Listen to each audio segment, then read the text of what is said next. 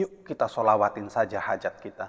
Insya Allah apa yang menjadi hajat kita akan dimudahkan oleh Allah Subhanahu wa ta'ala. Selain Allah yang akan membaca sholawat untuk orang tersebut sebanyak 10 kali sholawat, juga akan diikuti oleh 70.000 malaikat. Dengan membaca sholawat kita akan dibacakan sholawat oleh Allah sebanyak 10 kali. Dengan membaca sholawat akan ada 70.000 malaikat yang mengikuti Allah Sang Khalik turut membacakan sholawat. Dan jaminannya ketika para malaikat membacakan sholawat kepada kita, maka kita termasuk dari ahli surga. Ketika kita sudah mentok, berusaha gagal, usaha lagi gagal, jatuh lagi, kita bangun lagi, belum sampai berdiri tegap ibaratnya, kita gagal lagi. Jangan putus asa, kita sholawatin saja. Insya Allah. Yang penting kita ikhlas, mukhlisan min qalbi, ikhlas semata untuk Allah dan demi Allah serta Rasulnya. Insya Allah hajat kita akan kabulkan oleh Allah Subhanahu wa ta'ala. Assalamualaikum warahmatullahi wabarakatuh. Bismillahirrahmanirrahim. Dalam sebuah riwayat dari An-Nasa'i dan At-Tabrani, Nabi Muhammad sallallahu alaihi wasallam bersabda, "Man shalla alayya min ummati salatan mukhlishan min qalbihi sallallahu alaihi biha ashran wa rafa'ahu biha 10 darajat wa kataba lahu biha 10 hasanat wa maha anhu 10 sayyi'at." Kata Nabi Muhammad sallallahu alaihi wasallam, barang siapa salah satu dari umatku yang membaca sholawat 1 kali saja, maka Allah Subhanahu wa ta'ala akan membaca sholawat untuk orang tersebut sebanyak 10 kali sholawat. Bayangkan, membaca sholawat 1 kali, Allah akan membacakan sholawat 10 kali. Dengan catatan mukhlisan min qalbihi, membaca sholawat dengan hati yang ikhlas. Tidak hanya itu balasan 1 sholawat, tapi Allah juga akan mengangkat derajat orang tersebut 10 kali lipat. Bayangkan membaca Sallallahu ala Muhammad 1 kali, Allah membacakan 10 kali, kemudian derajatnya diangkat 10 kali, levelnya naik ke atas. Selain itu, 1 kali sholawat tersebut akan dicatat menjadi 10 kebaikan di hadapan Allah Subhanahu wa ta'ala. Masih ada 1 lagi yang akan kita dapatkan ketika membaca sholawat kepada Nabi 1 kali saja, yaitu akan dihapusnya 10 kejelekan, akan dihapusnya 10 dosa yang telah kita lakukan. Makanya marilah kita sholawatin saja. Selain kita beristighfar ketika melakukan dosa, jangan putus asa. Aduh, jangan dosa saya tidak diampuni oleh Allah Subhanahu wa ta'ala. Jangan, kita tidak boleh berputus asa dari rahmat Allah Subhanahu wa ta'ala. Wala tay'asu min rahmatillah. Kita tidak boleh untuk berputus asa. Yakinlah bahwa Allah itu Maha Rahman, Allah itu Maha Rahim. Kita sholawatin, melakukan dosa, selain beristighfar, selain menyesal, kita juga harus sholawatin agar dosa-dosa itu diampuni. Karena syarat tobat itu, kalau haknya adalah hakullah, yang pertama kita syaratnya harus merasa menyesal telah melakukan dosa tersebut. Kedua, kita harus berjanji, berazam, bertekad di dalam diri sendiri untuk tidak mengulangi dosa-dosa atau maksiat kepada Allah Subhanahu wa ta'ala. Nah, barulah kemudian istighfar, kemudian kita sholawatin. Insya Allah dosa-dosa yang kita lakukan akan mendapatkan ampunan dari Allah Subhanahu wa ta'ala. Selain itu, barokah lain, fadilah lain dari sholawat. Ketika kita mentok, punya hajat, punya keinginan, usaha sana sini masih juga kandas, mencoba lagi juga tetap kandas, kita sekali lagi tidak boleh putus asa. Yuk kita sholawatin saja hajat kita. Insya Allah apa yang menjadi hajat kita akan dimudahkan oleh Allah Subhanahu wa Ta'ala. Sebagaimana dalam hadis riwayat yang lain, Nabi pernah bercerita, Ja'ani Jibril alaihissalam.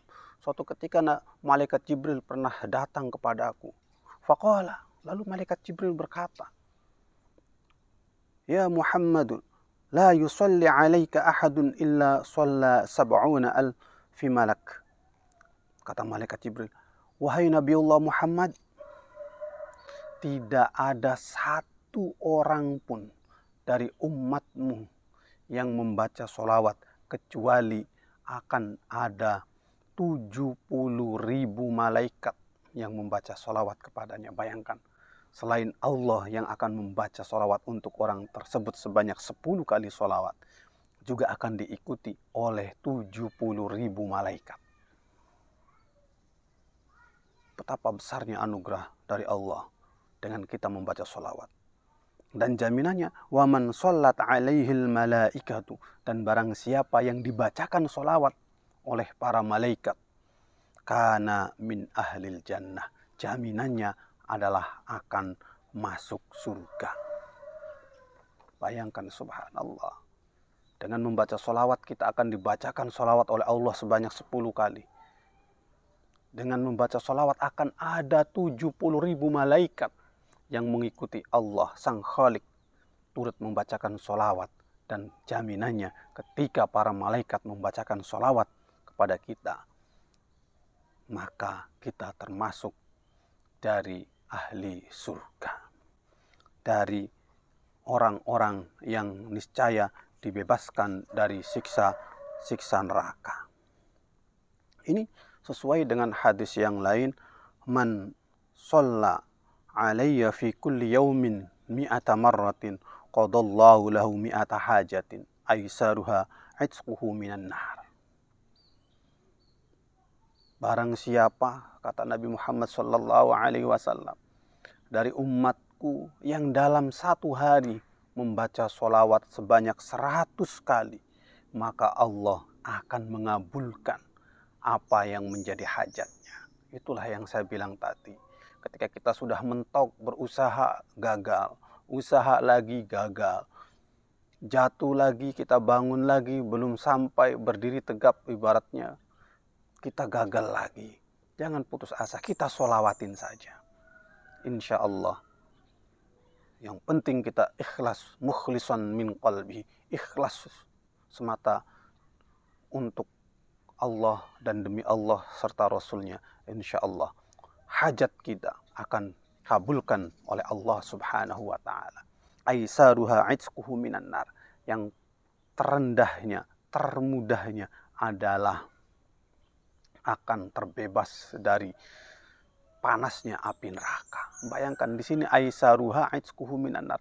Terbebas dari api neraka itu dianggap sebagai hajat yang terendah dari imbalan kita membaca sholawat. Apalagi kalau cuma hajat-hajat dunia. Tentu itu bukan hanya aisaruha, tapi al-aisar yang paling mudah sekali. Urusan dunia, urusan akhirat. Punya anak nakal, kita sholawatin saja. Punya hajat ingin mencapai target A, B, C, dan D. Selalu mentok ketika mendekati, bahkan mendekati garis finish. Jangan putus asa, jangan geluh. Kita usaha lagi sambil kita sholawatin. Malamnya bermunajat, paginya kita bergerak. Malamnya sholawatin, paginya kita usahain. Insya Allah dengan kombinasi usaha dan doa, yaitu dengan memperbanyak membaca sholawat, maka hajat-hajat kita akan diwujudkan, akan dimudahkan oleh Allah Subhanahu wa Ta'ala. Makanya dengan sholawat hidup kita akan terhormat dunia dan akhirat. Dengan sholawat Allah memudahkan semua hajat kita di dunia dan akhirat. Dengan sholawat semua problematika yang kita hadapi akan dimudahkan selama kita terus ikhlas membaca sholawat kepada junjungan kita Nabi Muhammad Sallallahu Alaihi Wasallam. Kenapa kok sampai begitu istimewanya sholawat di hadapan Allah Subhanahu Wa Taala? sehingga ia menjadi kunci bagi segala macam kesuksesan, kunci bagi segala macam untuk menghilangkan hambatan-hambatan dalam kehidupan kita. Syekh Nawawi Al-Bantani dalam kitab Al-Futuhat Al-Madaniyah menjelaskan bahwa membaca sholawat itu merupakan salah satu cara kita untuk mengagungkan Gusti Kanjeng Nabi Muhammad sallallahu alaihi wasallam. Jadi ta'zimun Nabi sallallahu alaihi wasallam wa fihi as-sholawat alaihi. Jadi mengagungkan Nabi Muhammad di antara caranya adalah dengan membaca sholawat kepada beliau. Dan sholawat inilah merupakan afdalul a'mal, amal yang paling utama tapi paling mudah untuk dikerjakan. Bayangkan untuk sholat kita harus ambil wudhu dulu, harus menghadap kiblat, gerak-geriknya sudah ditentukan, ada takbiratul ihram, kemudian bacaannya sudah ditentukan, membaca Al-Fatihah, dan harus dengan menggunakan bahasa Arab, kecuali bagi orang mu'alaf yang sama sekali belum bisa untuk melafalkan bahasa Arab. Ada ruku, sujud, dan lain sebagainya. Tapi membaca sholawat bisa kita lakukan sambil duduk. Bisa kita lakukan sambil kerja, sambil tangan melakukan pekerjaan. Yang petani mungkin sambil nyabutin rumput, yang kerja kantoran sambil ngetik, hatinya bersolawat. Itu akan mendapatkan pahala. Berbeda dengan sholat. Harus khusyuk, khudu, tidak boleh melakukan gerakan-gerakan di luar gerakan sholat. Berpuasa harus menahan lapar dan dahaga dari pagi sampai maghrib. Haji, sekarang musim haji, juga ada gerakan-gerakan dan lafaz-lafaz khusus yang dilakukan juga di tempat yang khusus, tapi sholawat tidak bisa dilakukan di mana saja. Yang penting jangan dilakukan di tempat-tempat yang najis. Kenapa ya? Karena kita membaca sholawat sedang mengagungkan Nabi. Misalnya di dalam WC sambil buang air besar, misalnya ambil sholawatan, ya jangan, itu etikanya tidak kena. Afdalul a'mal. Dan ini menjadi zikrul malaikah alladzina hum ala atrafil jannah. Ini menjadi zikirnya, menjadi wiridnya para penghuni surga, yaitu malaikat. Di mana? Di antara barokah sholawat yang ada di dalam surga adalah min barakatis sholati alaihi annahu kullama zakaruha zadat al-jannatu fil ittisa'. Di antara barokahnya sholawat, ketika malaikat menyenandungkan sholawat kepada Nabi Muhammad sallallahu alaihi wasallam, maka surga itu akan menjadi bertambah luas, bertambah luas, bertambah luas.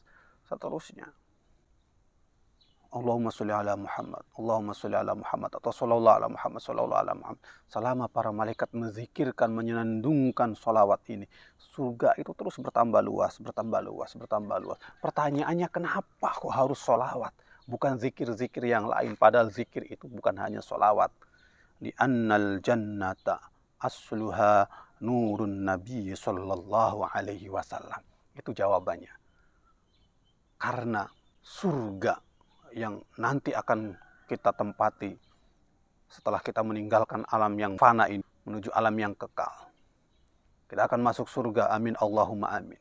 Nah, surga yang akan kita tempati ini asluha nurun nabi sallallahu alaihi wasallam, tercipta dari nur Muhammad, bukan dari yang lainnya. Makanya ketika ada malaikat yang membaca sholawat, maka luas surga itu akan terus bertambah. Semakin banyaknya umat Muhammad. Karena kita tahu berapa coba pertumbuhan penduduk. Jangan-jangan nanti surga tidak cukup. Enggak, surga tidak akan kesempitan. Surga pasti menampung semua umat Muhammad dan umat-umat sebelumnya. Kenapa? Karena ada para malaikat yang terus melebarkan surga itu. Dengan apa? Dengan membaca sholawat Nabi. Itulah kehebatan sholawat. Dibaca oleh malaikat di surga, maka surga mendapatkan, menambah lebarnya, mengekspansi lebarnya besar-besaran.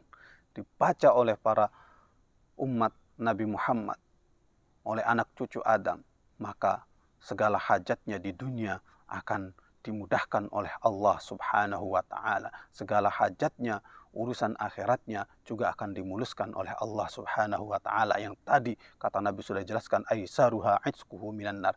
Yang paling gampangnya adalah akan ketika kita meninggalkan dunia ini, menghadap Allah Subhanahu wa Ta'ala akan dijamin mudah sekali untuk terbebas dari siksa panasnya api neraka yang sungguh maha dahsyat sekali panasnya. Para ulama, di antaranya Imam An-Nawawi, jadi karena banyak sekali jenis sholawat, tapi yang lebih utama, yang lebih afdol itu ada wasalamnya, ada salamnya. Ya boleh-boleh saja tanpa salam, tapi kata Imam Nawawi itu hukumnya makruh kita membaca sholawat tanpa salam. Yang lebih afdol adalah dengan membaca salamnya. Arti salam di sini adalah assalam minan naqais, dari kekurangan, minal mazam, dari celok, dari kekurangan-kekurangan, dari celaan-celaan, itu mazam. Ya Allahumma sholli wasallim misalnya. Ya Allah, semoga engkau melimpahkan sholawat wasallim dan keselamatan. Ay assalam minal mazam wan naqais. Keselamatan dihindarkan dari celaan-celaan dan sifat-sifat yang kurang. Walaupun sudah jelas Nabi adalah makhluk Allah yang paling sempurna, makhluk Allah yang maksum. Kenapa? Ya karena kita membaca sholawat. Ketika kita membaca sholawat, kita itu adalah ad-du'a. Jadi as-sholawat minal malaika wal adamin. Sholawat yang dilantunkan oleh malaikat. Innallaha wa malaikatahu yusholluna 'alan nabi. Ketika Allah yang membaca sholawat, itu adalah rahmat dari Allah kepada Gusti Nabi Muhammad. Tapi ketika malaikat dan umat manusia yang membaca sholawat, itu artinya adalah ad-du'a. Kita mendoakan. Bukan kita memberi rahmat, kita justru yang mengharapkan syafaat Gusti Nabi Muhammad SAW. Kita derajatnya jauh di bawah, bukan hanya di bawah Nabi, bahkan jauh di bawah sandalnya Nabi. Kita ini hanya butiran-butiran debu yang terbelah entah menjadi berapa di kaki Nabi Muhammad SAW. Makanya ketika kita membaca sholawat, kita itu sedang berdoa. Tapi Allah yang membaca sholawat kepada Nabi, itu Allah memberikan rahmat. Semoga kita semua akan keistiqomahan oleh Allah Subhanahu wa Ta'ala untuk senantiasa membaca sholawat kepada Gusti Nabi Muhammad SAW. Diberikan keikhlasan hati kita, diberikan ketulusan hati kita untuk senantiasa membaca sholawat kepada insan yang paling mulia, insan yang maksum, Nabi paripurna, sehingga kita mendapatkan syafaatnya di akhirat dan dimudahkan segala urusan kita di dunia. Wassalamualaikum warahmatullahi wabarakatuh.